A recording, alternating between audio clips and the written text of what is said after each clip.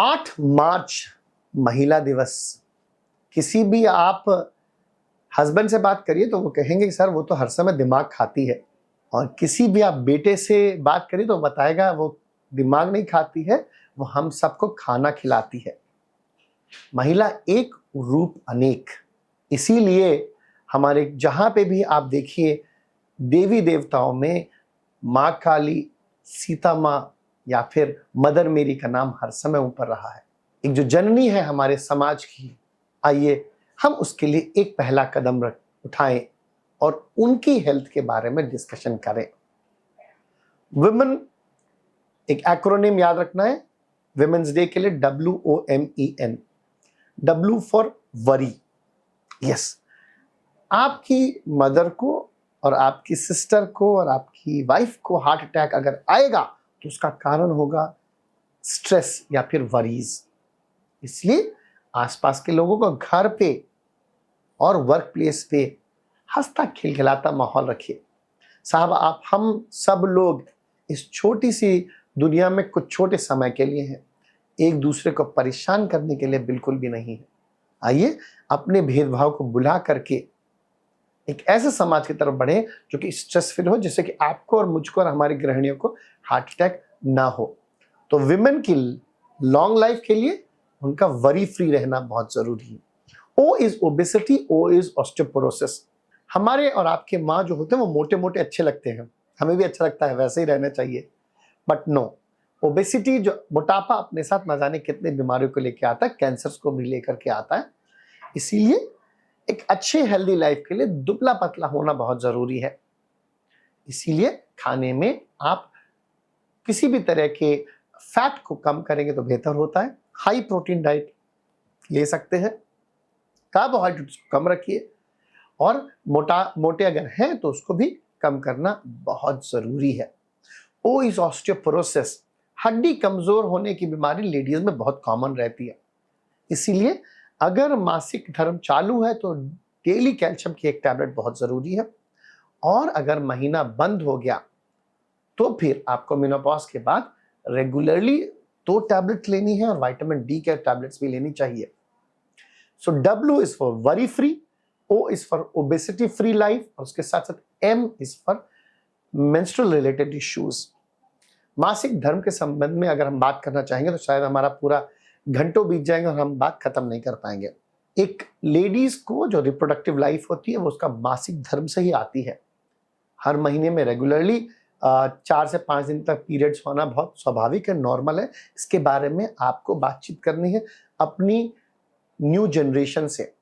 Teenage जो boy या girls हैं उनको भी इसके बारे में बताना चाहिए, जिससे वो किसी भी अननेसेसरी प्रॉब्लम में ना फंस जाए। आजकल नए जमाने में जो यंग जनरेशन है वो काफी एक्सपेरिमेंटेशन में बिजी रहती है, इसीलिए MTP का जो मेडिकल टर्मिनेशन ऑफ प्रेगनेंसी है उसका नंबर्स भी बढ़ता जा रहा है। आइए हम समाज में जहां पे भी जिस भी कदम पे पॉसिबल हो मेंस्ट्रुअल पीरियड के रिगार्डिंग बातचीत करना चालू करें। बॉलीवुड ने भी आगे आकर के पैडमैन जैसे अच्छी मूवीज बनाई है, आपको और मेरे को भी आकर के इस बारे में डिस्कशन करना है, अपने घर की गृहिणियों से, अपने बच्चे से, अपने महिला मित्र से, और आने वाले हर किसी जनरेशन से। अगर मासिक धर्म बंद होने के बाद भी ब्लीडिंग होती है तो वो एक कैंसर की निशानी है। एक सबसे अचंभे की बात क्या रहती है कि हमारे इंडिया में ब्रेस्ट कैंसर के बाद सर्वाइकल कैंसर बहुत तेजी से बढ़ रहा है, और 51% पेशेंट्स जो आते हैं, 51 से 80% पेशेंट वो लास्ट स्टेज में आते हैं। क्यों? हम लोग इस बीमारी के बारे में बात करने से संकुचित रहते हैं, अनईजी रहते हैं। इसीलिए मेंस्ट्रुअल रिलेटेड इश्यूज के बारे में आपको डॉक्टर से बात करनी है, और अगर जेंट्स से बात नहीं कर पाए तो आपको किसी महिला डॉक्टर से बात जरूर करनी चाहिए। E is for endocrine problem. Ladies के लिए एंडोक्राइन प्रॉब्लम बहुत होती है, डायबिटीज धीमे धीमे बढ़ रही है, और एक बहुत कॉमनेस्ट एंडोक्राइन प्रॉब्लम है वो थायराइड। थायराइड की बीमारी 10 पेशेंट्स को अगर होगी तो उसमें 9 लोग लेडीज होते हैं।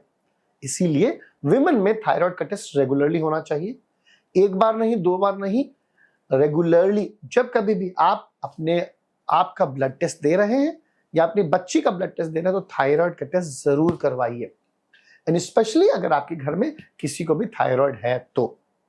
जेंट्स में थायराइड का चांसेस कम होता है, तो शायद अगर साल में एक बार कराएंगे तो चलेगा, लेकिन लेडीज को साल में कम से कम नहीं तो 2 या 3 बार टेस्ट कराना ही चाहिए, स्पेशली प्रेगनेंसी के समय।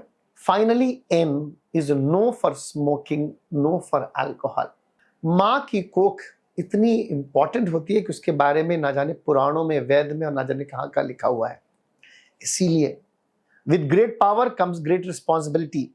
अगर आप माँ हैं या माँ होने का चांसेस में है तो आपको इन 2 चीजों से तो दूर रहना बहुत जरूरी है, स्मोकिंग और अल्कोहल से।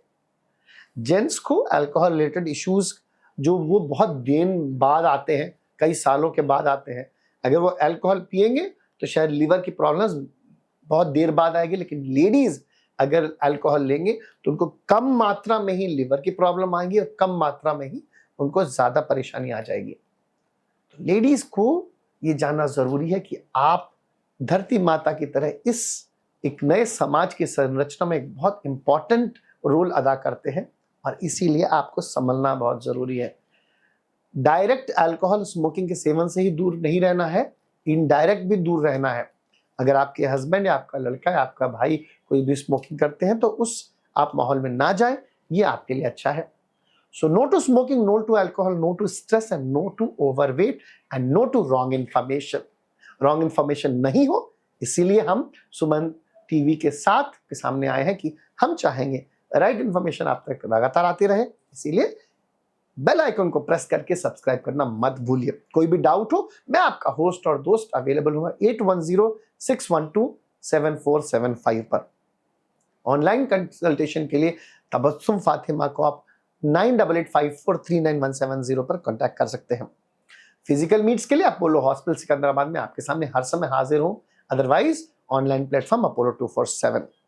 इन सब की जरूरत नहीं होगी अगर आप इस वीडियोस को रेगुलरली सर्कुलेट करेंगे और इसी पे आप अपने कमेंट्स लिखेंगे जिससे कि हम आपको फ्री एडवाइस दे सके। Take care, god bless, goodbye and wish you all a very happy international women's day. Request करता हूं आप अपने जितने भी समाज में लेडीज से कांटेक्ट में हैं, अपने महिला मित्र, मदर, डॉटर, उनको ये वीडियो जरूर शेयर करिए, क्योंकि यस, आपको और मेरे को अपने समाज की तरफ अपना दायित्व को निभाना जरूरी है। हम उसको निभाएंगे। May God bless you. Goodbye. नमस्कार।